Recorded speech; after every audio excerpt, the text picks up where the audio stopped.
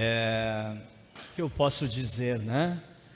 A palavra da vez é gratidão.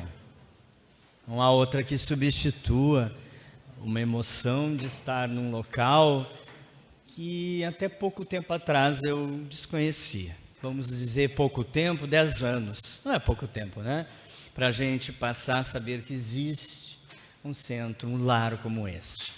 Eu, quando vim ao Rio de Janeiro, para o encontro médico espírita que aconteceu em 2017 no Rio Centro, acredito que estava lá o Dr. Frutuoso, passei a conhecer então a história desse centro.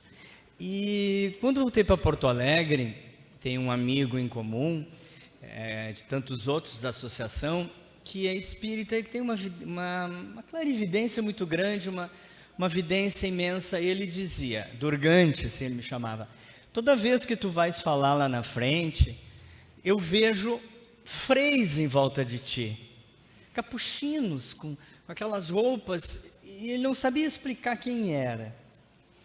E eu, tá bom, então vai pesquisar, vai dizer para mim. Lá pelas tantas, um dia ele foi numa palestra que eu dei na Grande Porto Alegre, e ele enxergou vários desses freis de uma corrente, né, bom, enfim, ele descobriu que era Frei Luís.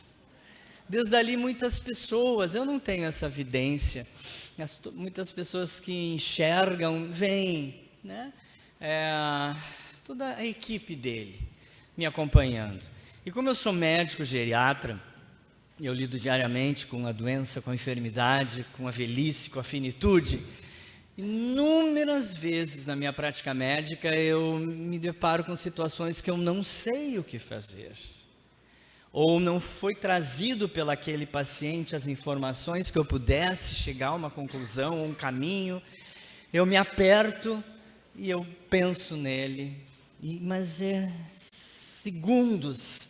Ou o paciente diz uma palavra que define a minha linha de raciocínio, ou eu chego aonde eu preciso chegar. E eu tenho, assim, profunda gratidão, está no meu protetor de tela, então eu sinto ele muito presente comigo. Então vocês podem imaginar o que é a minha emoção, óbvio, né? O meu nervosismo, mais do que normal, de estar num lugar novo, na casa dele, para falar sobre família, a falar sobre uma coisa que todos estamos passando, né? Que é uma trajetória, passando por todos os ciclos da vida, completando os nossos arcos ao longo das existências. Imensamente grato ao Frutuoso que me convidou. Uma vez eu chamei ele de senhor, ele já cortou, não me chama de senhor, então eu treino para dizer tu, porque eu, geriatra, lidando com idoso, não tenho como não chamar um idoso de senhor.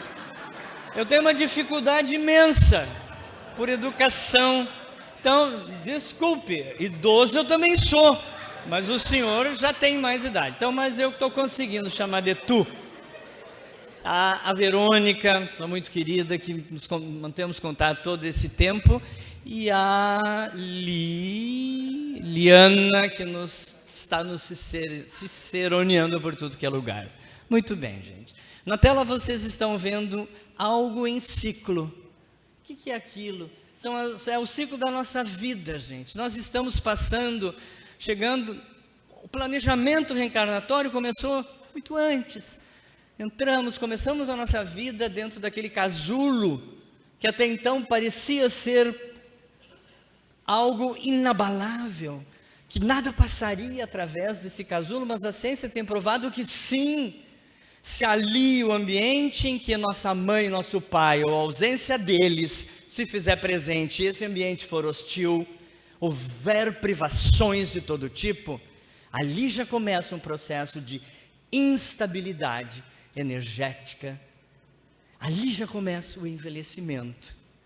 E se essa criança nasce e mantém-se nesse ambiente hostil dessa família desunida, sem amor, sem afeto, sem presença, sem acolhida, ele acelera mais ainda o seu processo de envelhecimento e as doenças surgem.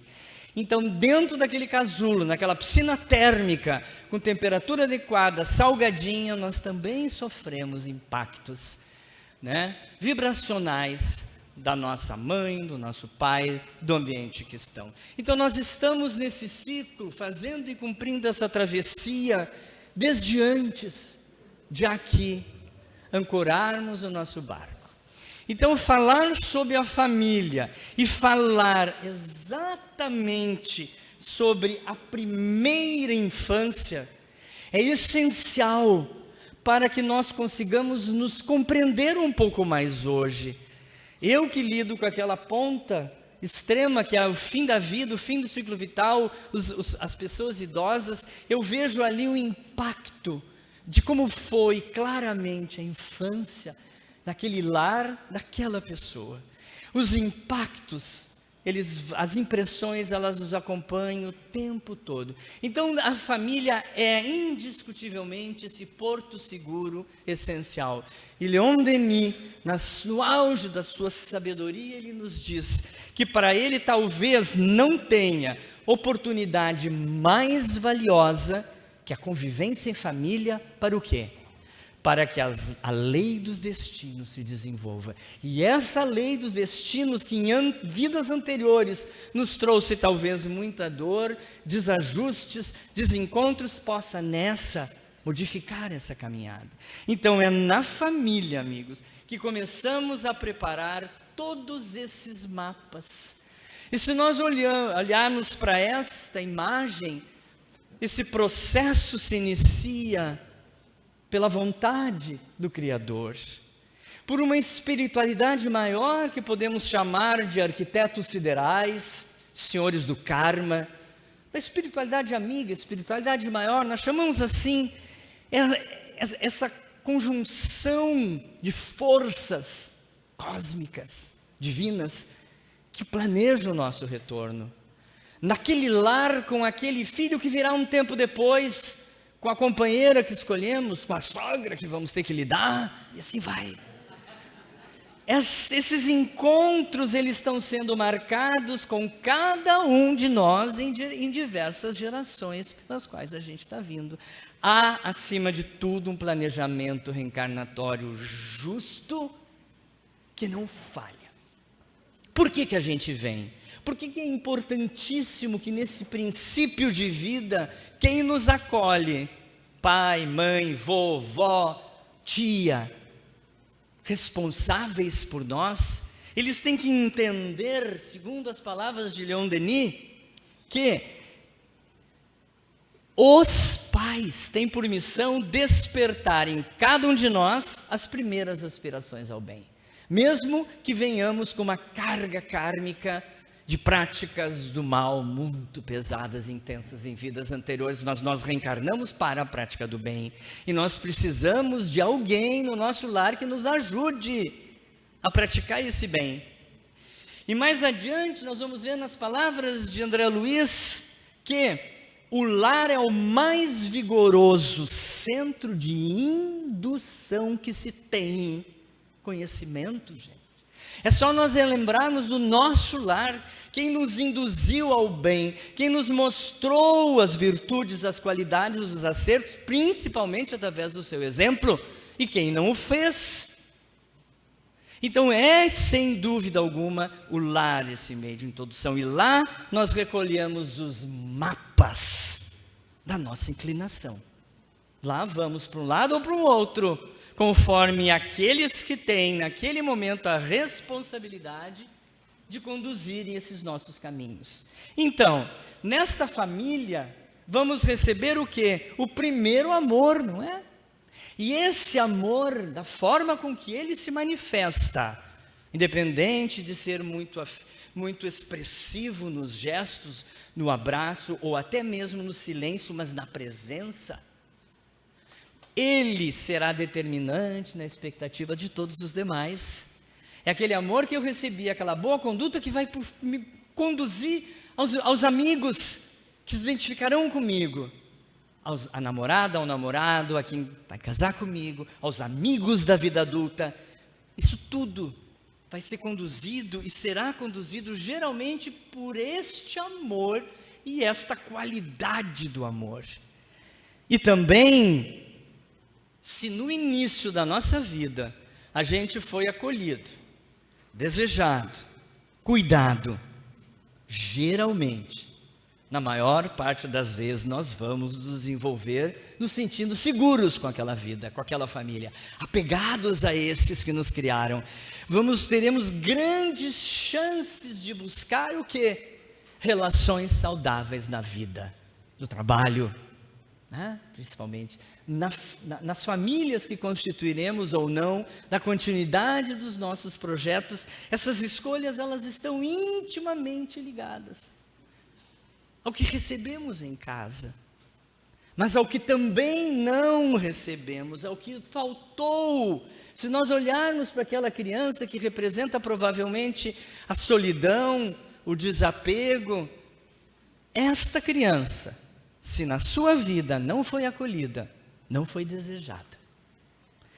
Perdão, a gente tem que continuar. Não foi acolhida, não foi desejada, foi ignorada, foi privada de amor e atenção.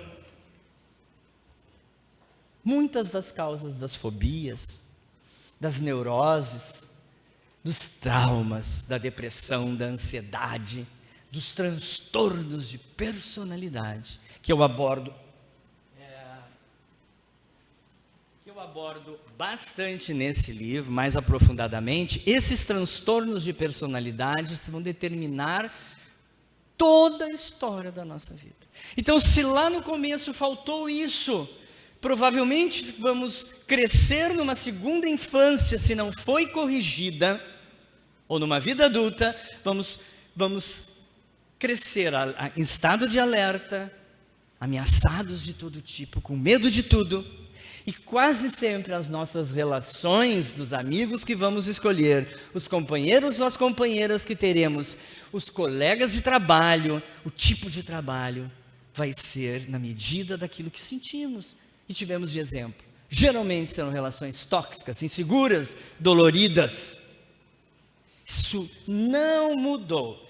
Há 2 semanas atrás foi publicado um artigo de revisão na JAMA, nas mais importantes revistas médicas do mundo, colocando, vejam, um estudo mostrando que os idosos com transtornos mentais e transtornos cognitivos tinham uma relação muito próxima de como foi a sua infância, sua adolescência e sua vida adulta. Então, o impacto lá na infância, de como foi aquele contexto familiar, está repercutindo décadas e décadas depois na velhice dessas pessoas. Então, isso que os sociólogos e psicólogos já vêm falando, a ciência cada vez mais vem tentando confirmar que é isso que está acontecendo. Todos, gente, fomos e passamos por feridas infantis. Todos nós tivemos uma criança ferida entre nós. Será que nós ainda a temos? Todos. Estão intimamente relacionados esses traumas, essas cicatrizes, essa doença, que nós chamamos de criança ferida, por causa dos problemas da dinâmica familiar. A dinâmica familiar hoje, ela está tão disruptiva. Hoje quase tudo é terceirizado nos lares. A presença do pai por um tempo valioso é mínima. Então é claro que essa criança ferida está crescendo cada vez mais, sofrendo. Isso que Andrei Moreira, que eu sei que esteve aqui recentemente, falou, todos temos essas feridas, de como foram formadas as nossas dinâmicas familiares. Lá num futuro, onde nós nos reuniremos numa família espiritual, como nos diz Leon Denis, talvez não haverá mais isso, mas ainda muito tempo vamos passar nessa caminhada, ainda passamos por isso. Todos temos, alguns de nós já estamos conscientes dela, e já não as temos mais na vida adulta. Já resolvemos na segunda infância, melhoramos, corrigimos na adolescência, mas precisamos fazer isso antes da velhice. Porque os recursos da velhice, psíquicos, eles são mais comprometidos e limitados de resolver os conflitos da dinâmica familiar e sarar a ferida dessa criança. Então, indo mais adiante, nós vamos entender que as principais feridas são a rejeição, gente. Essa rejeição que ela se vê construída e plasmada na ausência, por exemplo, também, mas na diferença de afeto que é trocado entre os irmãos ou familiares. É a importância dada claramente ao trabalho, aos amores, à sexolatria, que desfaz os lares, que desvia a atenção daquele pai e daquela mãe para a educação, para a criação, desvia para outras questões. E essa criança pode verdadeiramente se sentir rejeitada, mas ela pode interpretar, dentro da forma com que ela entende o contexto do seu lar, da sua dinâmica, como está sendo rejeitada. Também poderá desenvolver, né, essas feridas duras, árduas, que custarão muito a serem cicatrizadas. O abandono, aquele abandono real, concreto, dos lares desfeitos, antes até do nascimento do filho, dos lares em que permanecem presentes pai e mãe ou responsáveis, mas a desarmonia é tanta, o desamor é tanto, os exemplos são tão ruins passados a esses filhos, através da violência, da relação, da dependência de drogas, do álcool e outros desajustes que causam nesta criança, no seu principal período de vida, que é a sua formação, causam problemas sérios. Então, abandono, injustiça, humilhação, traição e violência são algumas dessas principais feridas que cada um está passando. Então nós podemos entender, vamos adiante, vamos continuar, que também há um fator genético.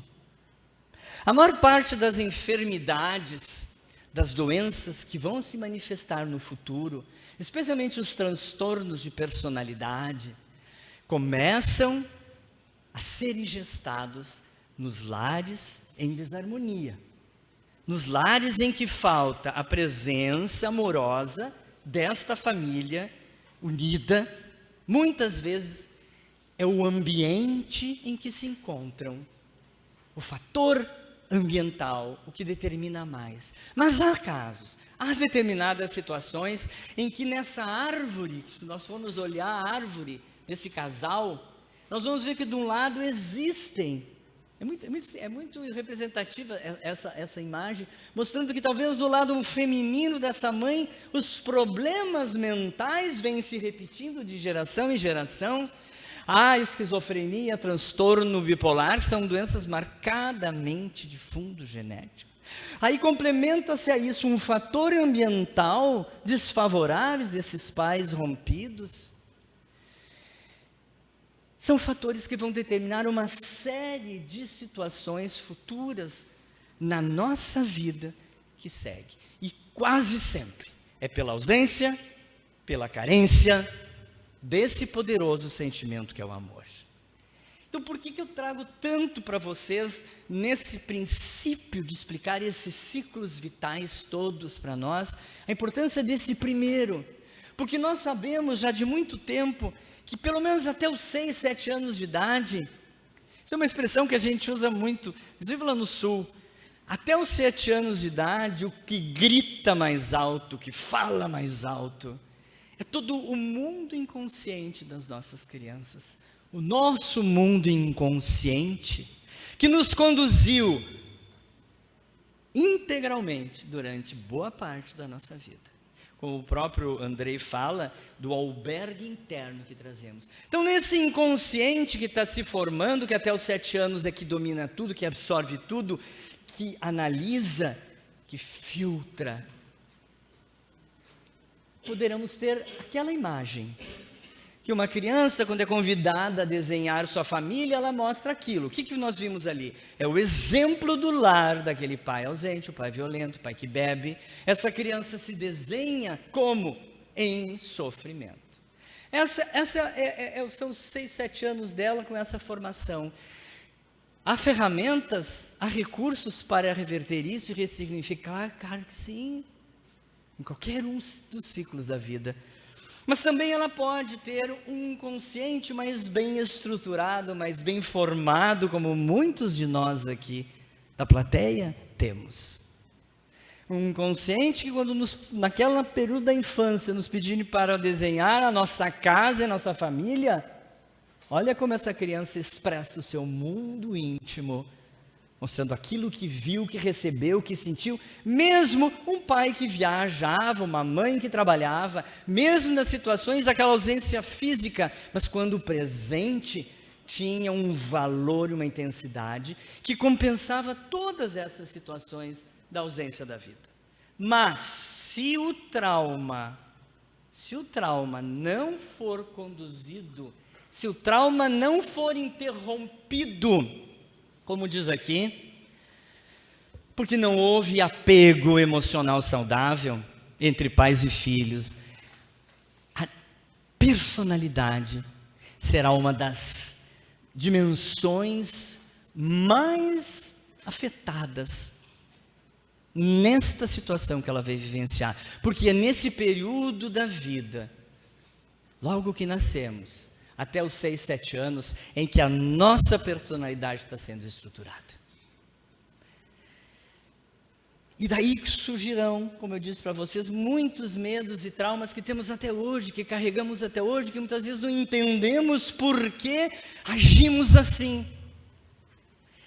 Mas a pior delas, que eu cito, são os transtornos de personalidade. As mais comuns que nós estamos vendo hoje no nosso meio, essas são citadas, que ocorrem nos lares em que há separação precoce, em que aquela família vai para a casa do pai que tem uma madrasta, ou vai para a casa da mãe que tem um padrasto, e as relações são conflituosas, e ali existe todo tipo de situação, menos amor, menos cuidado.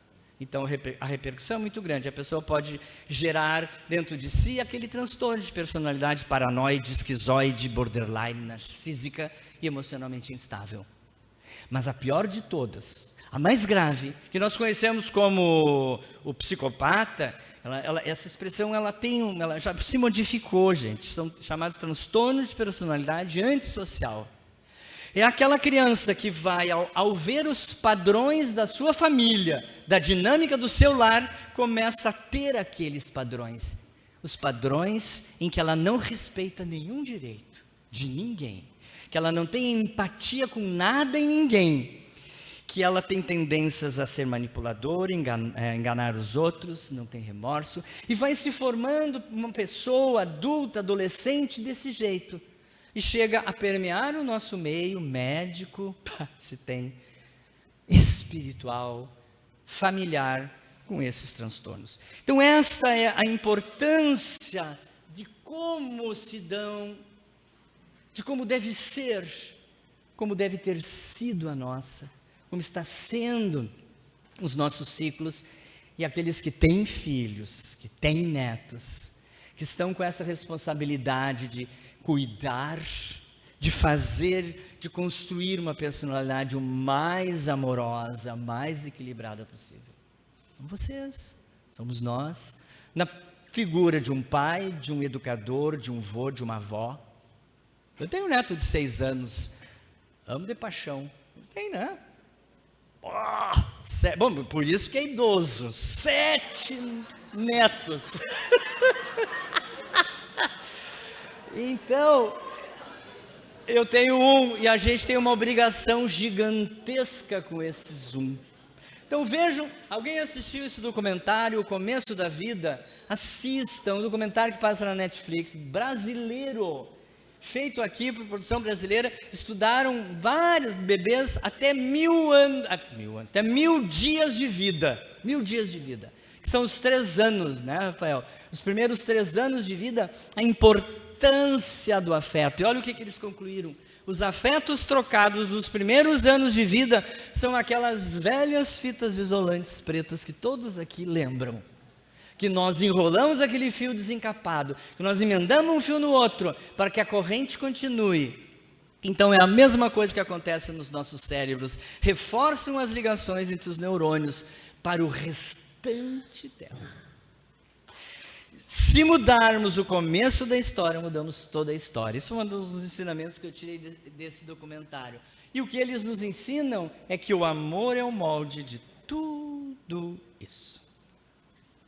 Vejam que palavras, que frase linda essa aqui do Rossandro Klinge. A infância é o chão que a pessoa vai pisar a vida inteira. Não é? O quanto a nossa infância tem em nós hoje, tem no idoso de hoje, no pai de vocês, em nós que estamos envelhecendo. Porque em qualquer uma das fases, e essa figura é muito, qualquer uma dessas fases, qualquer uma dessas personalidades, qualquer uma dessas características nossas, qualquer uma das fases humanas, em qualquer uma nós temos a permissão de buscar as ferramentas terapêuticas, psicológicas, de todo tipo, tratamentos espirituais, químicos, de todo tipo de prática médica, para ressignificarmos aquilo que a nossa infância determinou. Então, qualquer uma dessas fases humanas poderá nos ajudar a ressignificar. Dá tempo. Eu falo que na velhice é mais difícil, porque na maior parte das vezes, quando nós não conseguimos essas ressignificarmos, nós utilizamos muitas defesas do nosso ego. E na velhice, o idoso tem muita dificuldade de utilizar uma defesa adequada, e ele chega na velhice achando que é a pior fase da vida, e ele atribui à velhice quase todos os seus problemas. A velhice se transforma numa enfermidade, numa doença, o que não é. Então, o que nos diz aqui, ainda nesse livro muito bom que eu comprei lá em São Paulo, no Medinesp do Andrei, ele diz assim: todos temos condições de fechar, olha que interessante, ou cicatrizar as feridas emocionais da nossa infância. Todos. Porque se a gente não faz isso e a gente leva essa ferida adiante, olha o que pode acontecer aqui nas palavras dele. Vamos ser adultos que continuaremos passando a responsabilidade para o pai, por nosso responsável, cobrando deles a infelicidade nossa. Vejam quantas vezes a vida vai passando, os arcos vão passando, os ciclos, e nós vamos chegar e ver os nossos pais idosos, aí vai chegar a segunda parte da minha exposição, muitas vezes assim, trazendo as mágoas, os ressentimentos e aquela situação em que eles foram os responsáveis até hoje pela minha situação. Eu nada fiz para tentar modificar. Bom, o livro fala bastante sobre todos os demais ciclos, mas eu, por ser geriatra, resolvi nesse livro, A Travessia da Vida, abordar, como eu disse para vocês no início, os links da infância com a nossa velhice. Então eu uso essa figura aqui. A nossa viagem é muito curta, gente, é muito curta. Talvez a gente espere tanto para chegar o dia, eu estava contando as horas para vir aqui, não passava nunca o dia. Imagina a nossa vida, como ela é fugaz, como ela é rápida, e a gente daqui a pouco já é idoso. Completamos 60 anos do Brasil, somos idosos. E a gente não pode perder esse tempo, porque nós não podemos chegar na velhice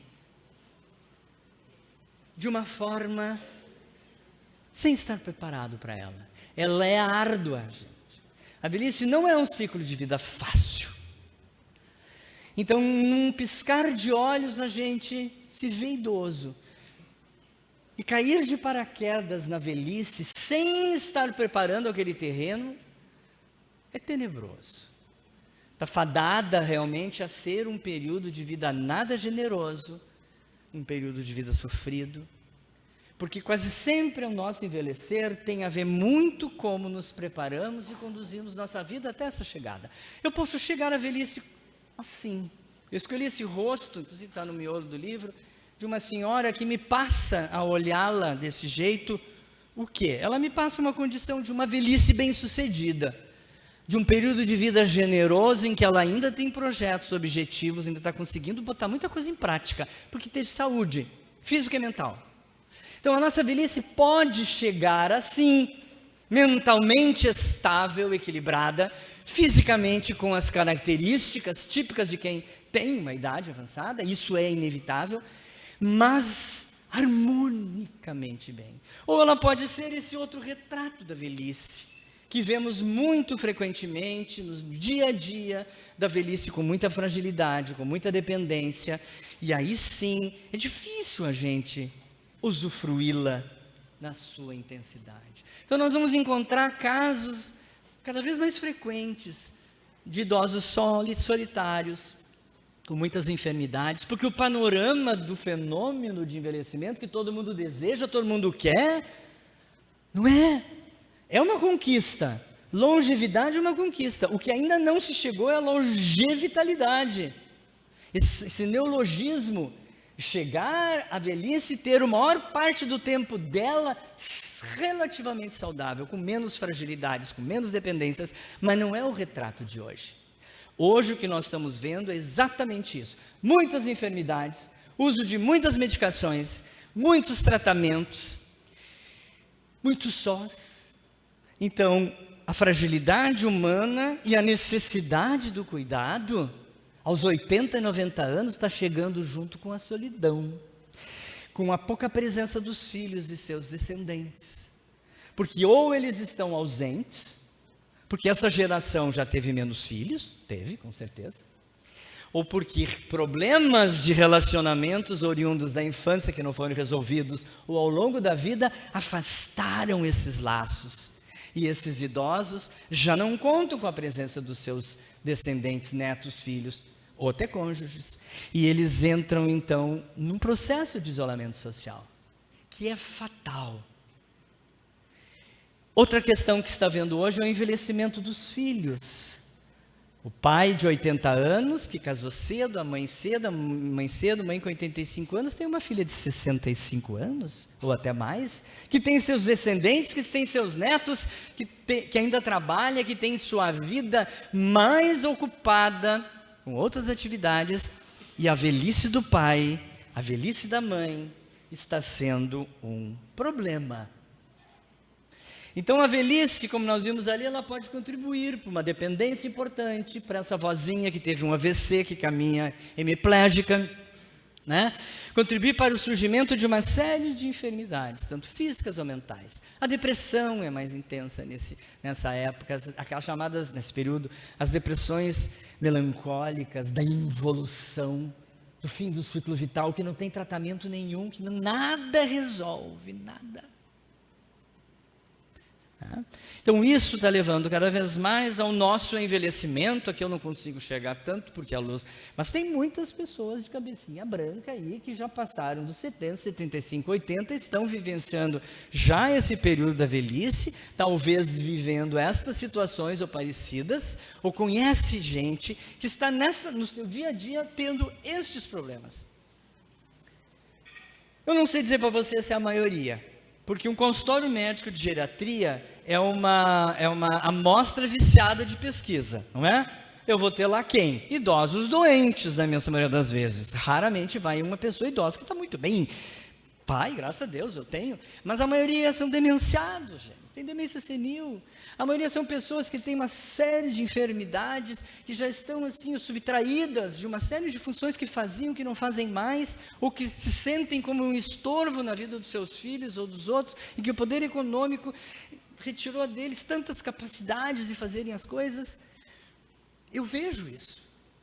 Então vocês imaginem quando, agora nos lares em que há, como mostra aqui, um pouco mais de adaptação, em que esses vínculos de amor, de amizade, de união foram mantidos, geração após geração daquela família, e tem os filhos muito próximos, nós não vemos um cenário tão triste. O convite para cuidar e amparar da mãe que caiu, fraturou o fêmur e está numa cadeira de rodas ou fica na cama, o pai que desenvolveu um enfisema severo que está no oxigênio, ou que desenvolveu Alzheimer, etc., Parkinson, que precisa do auxílio dos filhos, encontrando uma família, se essa família está mais unida, mais centrada, essa família ela consegue lidar um pouco melhor. Mas, botei esse mas em destaque, para dizer que para vocês, que o cenário mais frequente não é esse, é aquele ali, é o vô, é a avó, é o pai, é a mãe, é o cônjuge, estão separados, não tem ninguém que cuide, a mulher já não cuida mais, o esposo. Esse problema que a gente está vendo cada vez mais, que é o retrato do descuido, do desrespeito, da desvalorização e do esquecimento, por parte sim, de nós filhos, de nós netos, afilhados, que muitas vezes são aqueles que cuidam daquela tia, os sobrinhos que cuidam da tia solteira que nunca casou, teve filhos, cônjuge a cônjuge. Este abandono, esta situação cada vez maior dentro da nossa velhice, ela acontece. Um dos grandes problemas, uma das principais causas de suicídio entre idosos, são as que estão citadas aqui, que vocês vão ver agora. A primeira delas é a convivência mínima entre si. Nem o WhatsApp não se falam, não fazem videochamada, não se visitam, não se veem, às vezes estão no mesmo terreno, estão brigados, rompidos. Não se veem, não se apoiam, não se ajudam. Essa dificuldade de comunicação e principalmente os rompimentos emocionais. Essa figura, ali tem um desenho que apareceu, até vou voltar para vocês verem, é uma figura de uma família com neto. Tive exemplos assim, quando os netos foram retirados do convívio daquela avó, acabou a vida para ela, quase morreu, evoluiu rápido na sua demência. Mas essas rupturas que se dão nos seios familiares, esses rompimentos emocionais que aparecem ali são as causas principais de suicídio e as causas principais hoje dos sofrimentos, do que se vê com muita frequência dentro dos lares, das casas das pessoas idosas. Eu citei nesse livro o caso de uma paciente que eu tinha, que ela estava começando um quadro demencial, gente, muito inicial, tinha condições com auxílio, ainda dá conta daqueles netos. Ela levou um dia na pracinha, um deles, e por um lapso de memória, ele esqueceu que o netinho tinha dito que iria ao lado brincar, e daqui a pouco o neto some, e ela não enxerga, ela esqueceu que ele tinha dito aquilo, e ela se desesperou, ligou para o filho que não encontrava um neto, daqui a pouco o neto reaparece total. A nora e o filho proibiram totalmente desta vó conviver com os seus netos, levaram para suas casas. Essa senhora evoluiu na depressão e na demência, assim. Bom, o convite é nós olharmos para isso aqui e lembrarmos da lei de causa e efeito. E se a lei de causa e efeito nos recrutar para cuidar do pai, que não nos amou, que não estava presente, que deixou a mãe, que era violento, que eu nem conheci, de repente está doente, eu soube, precisa da ajuda, isso eu tenho eu de filho, por exemplo, e aí? Ou quando a lei, simplesmente essa lei máxima, que vai nos chamar a estar naquele momento, fazendo um papel importantíssimo, naquele contexto familiar, tendo sido amado, acolhido, tendo tido as melhores orientações e praticado as virtudes do testemunho dos pais, ou não, nós estamos sendo chamados a fazer isso diante do quê? Das situações da velhice, da vida. E aí nós podemos nos deparar exatamente com aquilo que lá na primeira infância não aconteceu. Aquela semente não foi bem plantada, a terra não estava preparada, o amor, a acolhida, não houve. O meu pai menosprezou, a mãe menosprezou os deveres que tinham para com seus filhos, não nos educaram, não desenvolveram em nós os valores que precisávamos ter em nós, sentimentos importantes para conduzir a nossa personalidade, fortalecer o nosso caráter em cima dessas virtudes cristãs. Como é que vocês acham que essa pessoa vai receber esse convite? Quantas famílias, diante desta situação, no dia a dia, não conseguem abarcar essa demanda, porque lá no passado, o passado foi muito difícil nessa convivência. Deixa eu voltar que eu pulei. Aqui tem um. Nas diversas situações dos lares, quando eu disse para vocês, a família é grande, a família é unida, mesmo pequena, mas quando a família se une para amparar e se sente grata em poder retribuir a gratidão a estes pais, é mais fácil, gente. Difícil sim é quando temos que partilhar o amor naquele lar em que foi construído na ausência desses sentimentos. Bom, aí entra a crença, amigos. Aí entra a doutrina espírita, ou qualquer um dos credos que se segue hoje. Mas como nós estamos aqui falando de doutrina espírita e espiritismo, por que ela nos ajuda muito? Porque ela vai nos dizer que talvez tu, João, Maria, vocês estão hoje nesse contexto desse lar, entre as mais variadas demandas que temos nessa vida, como sendo uma necessidade evolutiva do nosso espírito, estar naquele lar para cuidar.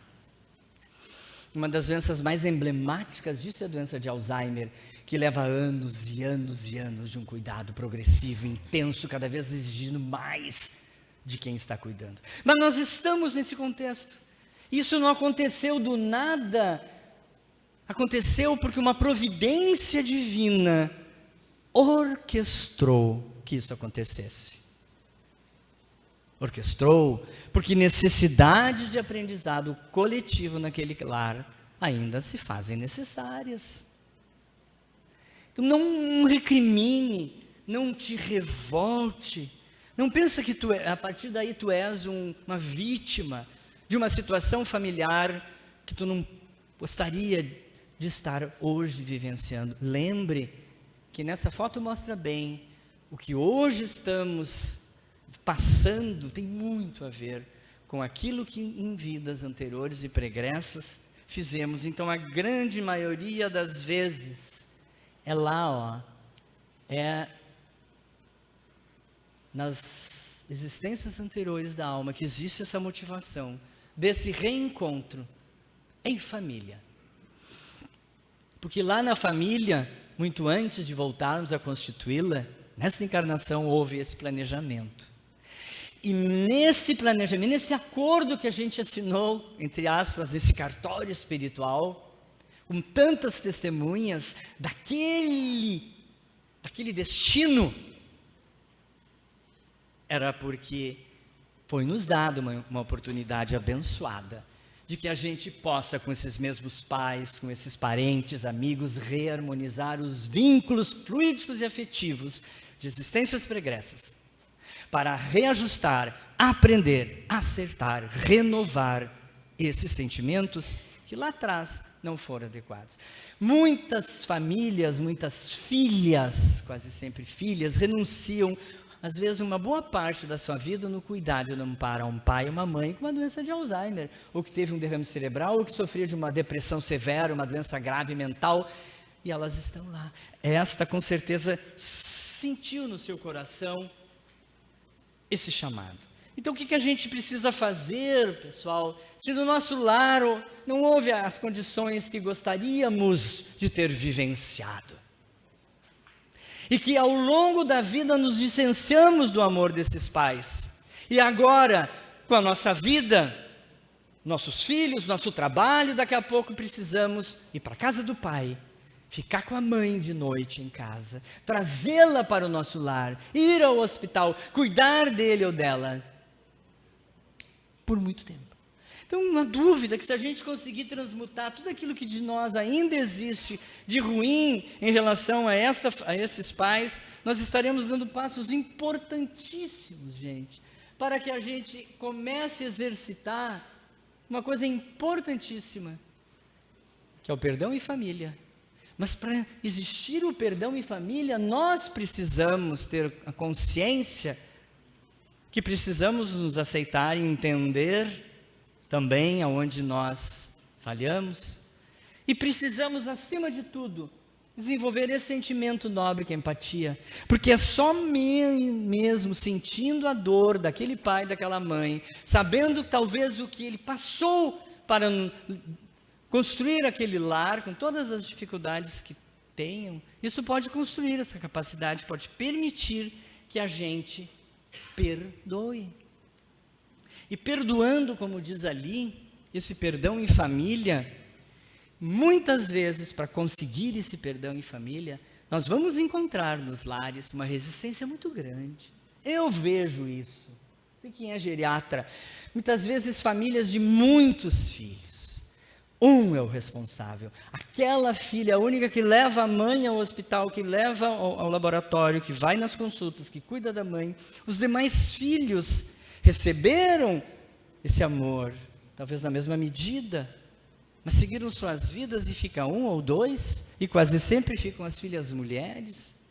Então, muitas vezes, eles não conseguem abrir mão, se for necessário, se isso estiver dentro do planejamento reencarnatório, de muitas das suas atividades na sua vida, para resgatar esse sentimento.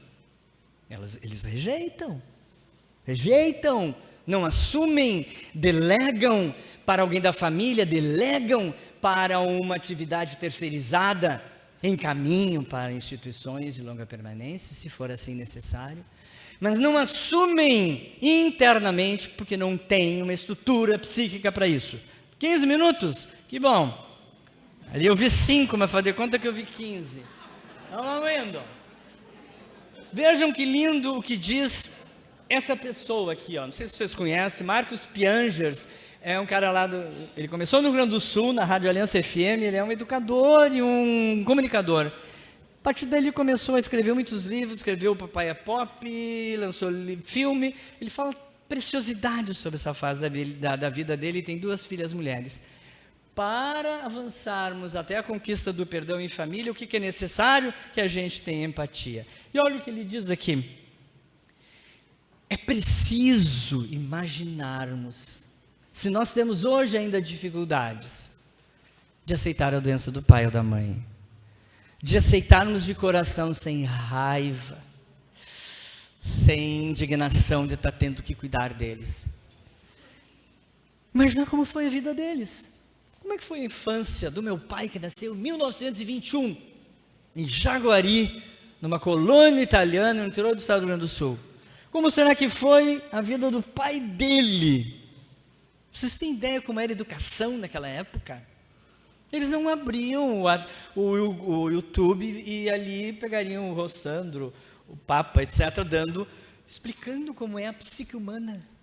Não, a gente fazia como dava, como era ensinado. Então, se nós conseguirmos nos colocar um pouquinho naquela história dos nossos pais, se hoje a gente lamenta o nosso pai não nos abraçou, provavelmente o pai dele nunca disse eu te amo. Se achamos que nossa mãe foi ausente, a mãe dela talvez trabalhasse desde os 7 anos de idade. Se nossos pais não nos entenderam, imagine os pais deles que nunca falaram sobre sentimentos. Se nossos pais foram duros, imagine os pais deles. E eu peguei essa fase da cinta, do laço, do tapa. Eu acho que nem por isso estou traumatizado. Vejam que lindo isso aqui, que diz aqui, nas palavras dele. Cada geração carrega as feridas da anterior. Cada pai tenta curar no filho a dor que carrega de seu pai. Cada mãe tenta dar o que não recebeu. E cada família é uma tentativa de melhorar a história da família. Então, isso é tão importante se a gente conseguir desenvolver esse mecanismo de entendimento e compreender, aceitar e perdoar. Estou terminando, essa parte final eu quero falar um pouquinho sobre uma série de TV norte-americana que me inspirou a escrever esse livro. Quem assistiu This Is Us, Esses Somos Nós, uma série maravilhosa sobre família. Quem não assistiu, assista. Lá pelas tantas da série, a mãe e a filha têm um conflito desde a juventude, desde a adolescência, e um dia elas se acertam. E vejam que linda frase que é dita. Querida mãe, de você veio a vida, e eu a tomo ao preço que te custou, com absoluto respeito. Então, mesmo que a mágoa, mesmo que o pai não esteve presente, a mãe não executou aquilo que nós interpretávamos que teria que ser, ou se realmente esteve ausente, gente, a coisa mais importante que eles fizeram por nós foi a vida. Eles não estivessem nessa caminhada, não teríamos feito isso. Então, e se em algum momento dessa nossa caminhada como filhos, netos, cônjuge, nós tivermos que inverter os papéis? Alguém já, atualmente, inverte os papéis com seus pais? Alguém cuida em casa, dá banho, troca fralda, ampara. Chega um momento das doenças crônico-degenerativas, especialmente a doença de Alzheimer, que é isso que acontece. E nessa série maravilhosa que eu falei para vocês, acontece essa inversão de papéis lá no final, na última temporada.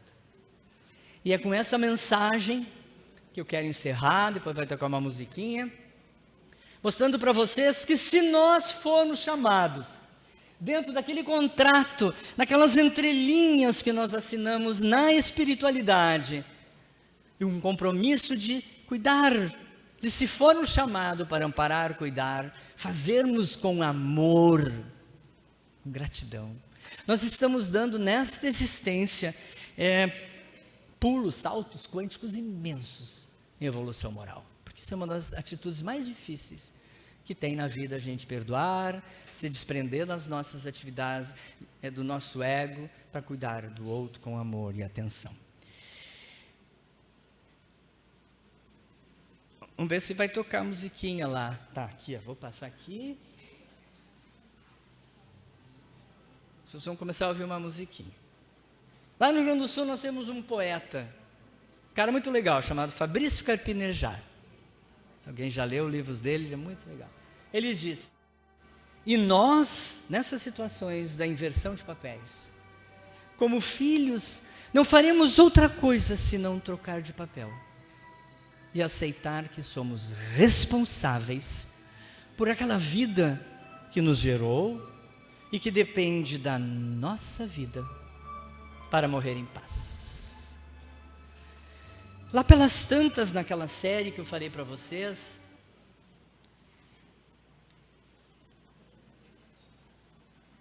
vai começar. Lá pelas tantas nessa série, nós vamos ver esta mãe, que pode ter sido qualquer uma de vocês. Pode subir um pouco mais o som. Cuidou do seu filho quando pequeno. Subiu um pouquinho o som. Acho que ele saiu de lá. A ela foi dada a oportunidade de envelhecer, desenvolver a doença de Alzheimer. E o seu filho,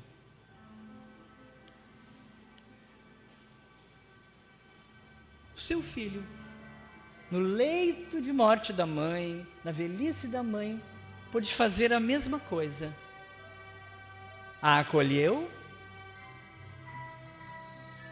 e ali estava confortando essa mãe, que na infância ficou horas e horas acordadas por uma dor de ouvido de um filho, por uma dor de barriga, por uma cólica, mas que lá na velhice, esse mesmo filho, se vocês assistiram, esta mãe com demência, no meio da madrugada, começou a delirar, queria sair da cama, o filho se levanta, veste a mãe e fica com ela, como lá na infância ela ficou, a noite acordada, zelando pelo aquele filho, que estava doente por alguma razão. Quantas vezes, né? Na vida nós vemos situações assim, de que seus filhos em algum momento faziam o mesmo que seus pais fizeram para eles. A mãe se reunia em família, fazia comida, e lá demenciada, já não mais entendendo o que significa comer, filha, alimenta sua mãe.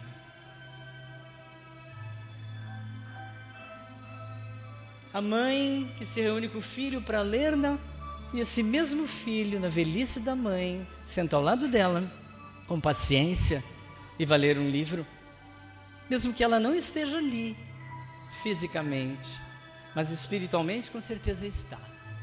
Nas outras situações diversas dos pais e mães interagindo com seus filhos, na juventude, na infância, essa é uma cena muito linda.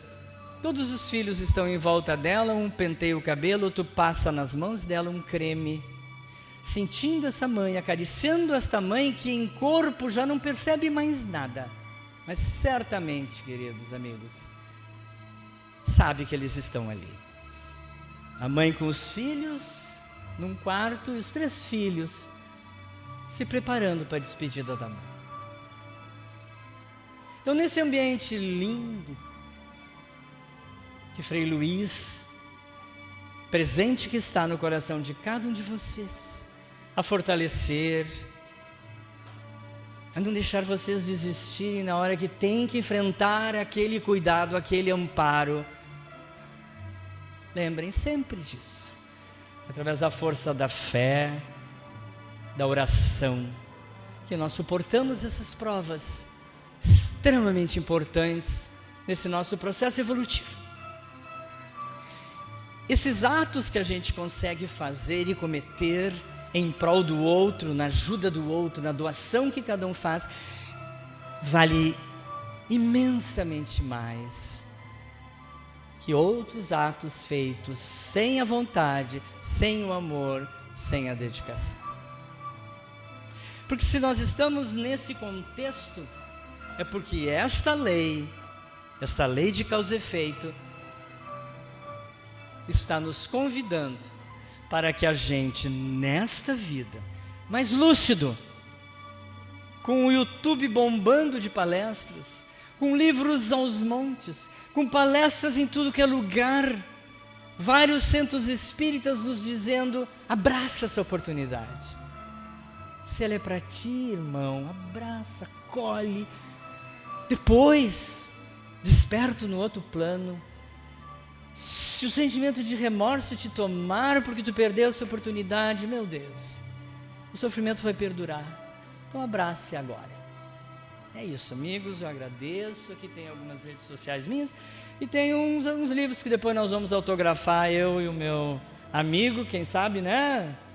O futuro paciente, se ele for a Porto Alegre. Muito obrigado.